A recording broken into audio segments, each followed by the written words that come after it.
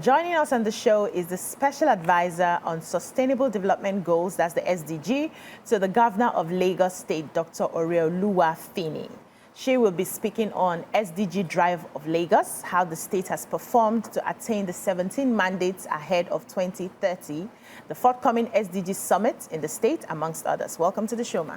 Thank you. Thank you for having me. It's nice having you. Yes. Nice to be back. Yeah, welcome. Since COVID. Yes. Oh, wow.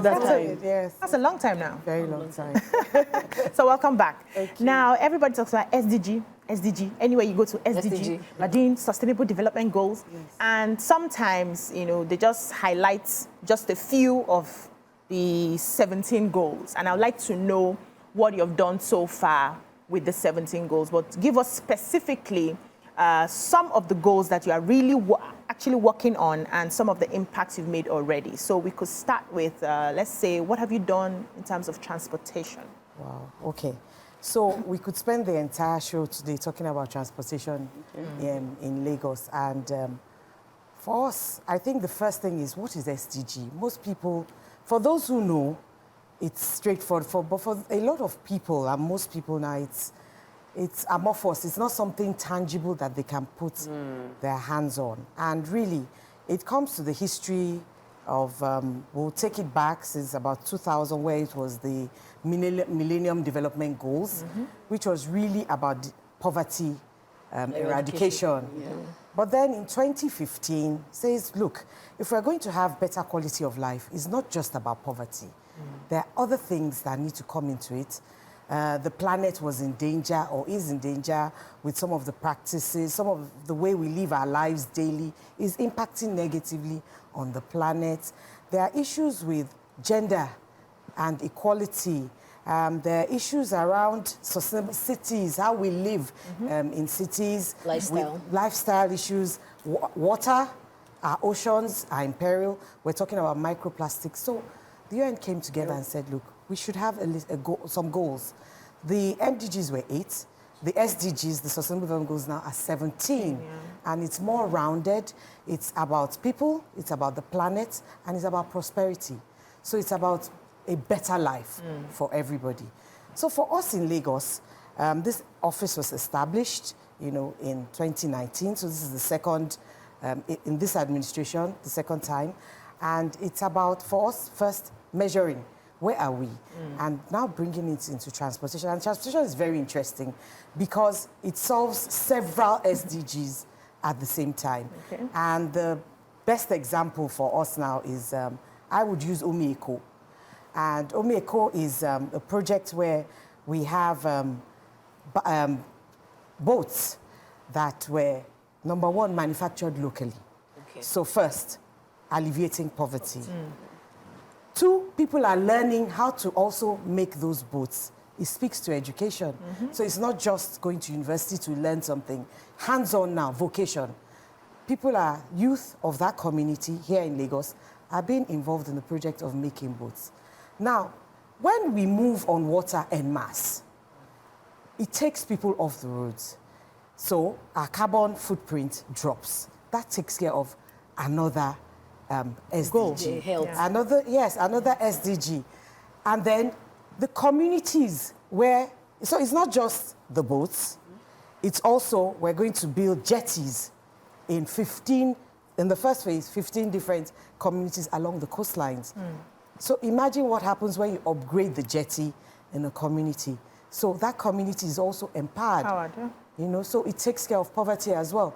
So that's one of the things. Now we have our trains. Our beautiful trains are Blue Line up and running 1 year now. Red Line about to come online. And we had the good news yesterday, the great news about Green Line also being signed up for as well. Wow. So more cars off the road, less carbon, people are less stressed. Travel time reduces. And all in all, sustainability, sustainable transport. You are moving from point A to point B without too much hassle. So for us, those are some of the examples that we have in transport that speak to the SDGs. Okay, a few more questions. Okay, so on the SDGs, so you only mentioned about the water side. Yes. What about the ones done on the roads and all? Okay, so I mentioned water and rail, but on the road as well, we have our BRT buses. Currently, also, where we have 50 electric buses in Lagos being test run. So we're moving to clean energy. And of course, federally as well, they're talking about conversion to CNG. And that's testing as well. Once that happens, we're also keen to moving people with clean energy. And the more mass transit you have, the less individual cars and the less travel time, fewer vehicles on the road. Okay, I would like to speak on the health perspective, which is very pertinent to life and well-being of the people. And with this new syndrome of Japa and a lot of doctors leaving the country, is there anything that the government is doing, SDGs, to partner, to retain doctors? Is it the better quality of life that they clamor for that is going to go on? Or how are they going to mitigate, to meet up with the goals of SDG itself, looking at the health sector? Fantastic. So, thank you. The doctors leaving and Japa truly is a concern. However, the states also announced, and they have been doing so, that we're establishing a new university of medical sciences.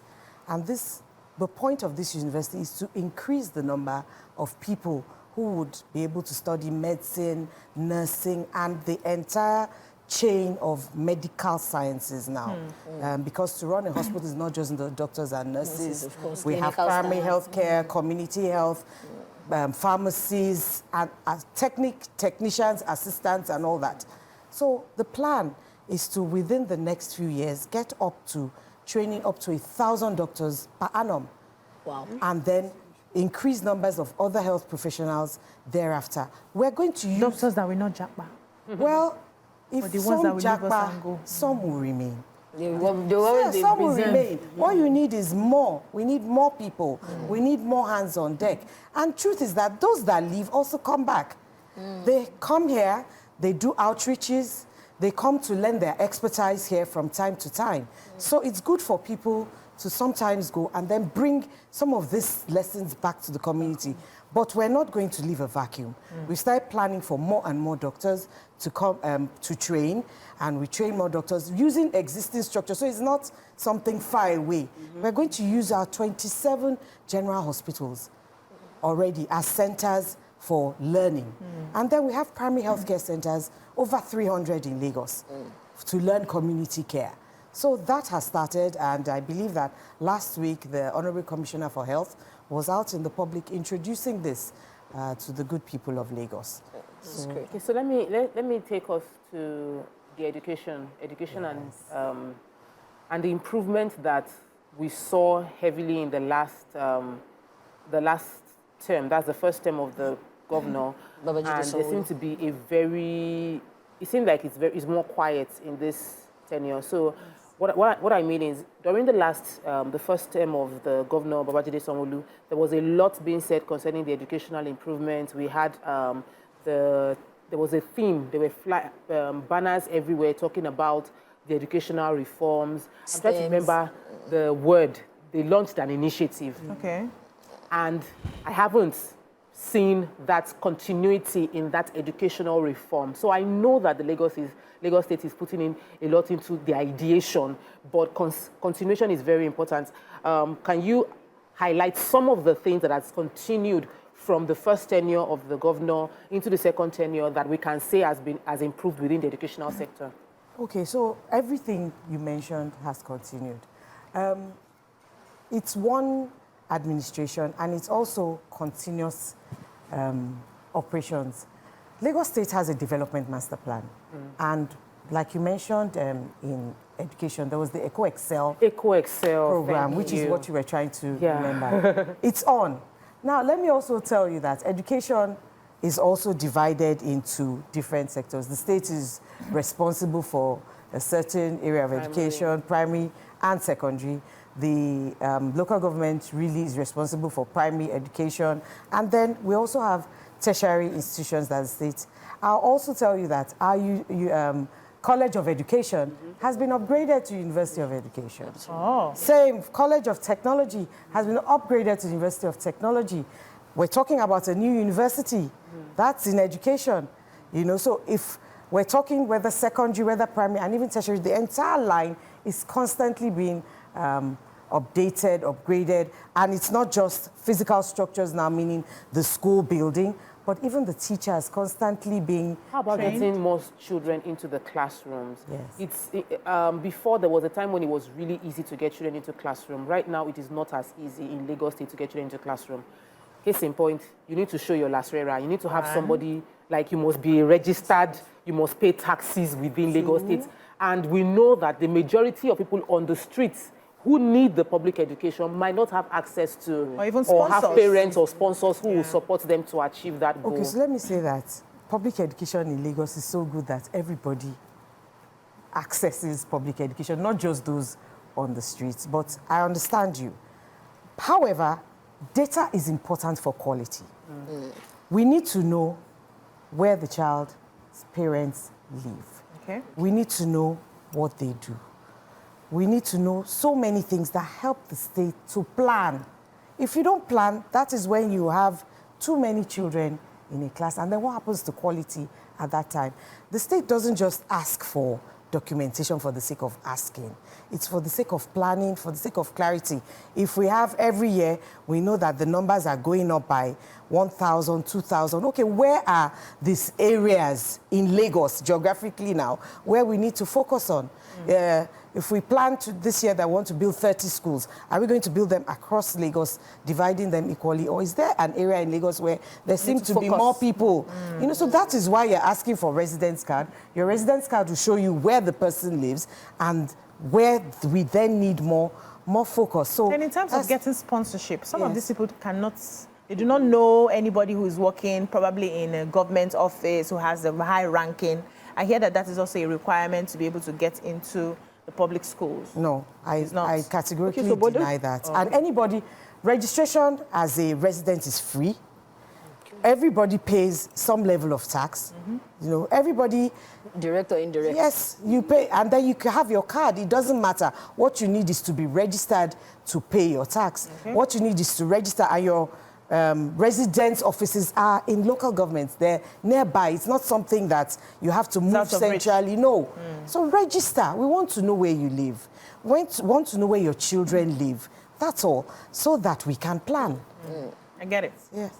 Yeah, so I was going to say that with all these obstacles in place, do you think that anybody will be willing to, the kids be willing to go to, the parents, would they be willing to make their kids go to those schools if you put all those things in place? I don't think there are obstacles. You cannot walk off the streets in any... Because I'm thinking like somebody that sells, like me now, let's say I sell food on the road, and of course my child needs to access this kind of, access the education or whatever. And then you come, you say, well, I must pay tax, I must have paid tax, I must have done this, I must have done that. And probably, I don't think the person that sells food on the roadside pays tax. They do. They do. In Lagos, They do. everybody pays tax. Lagos is a tax. They do. But look, I go back to it. It's data.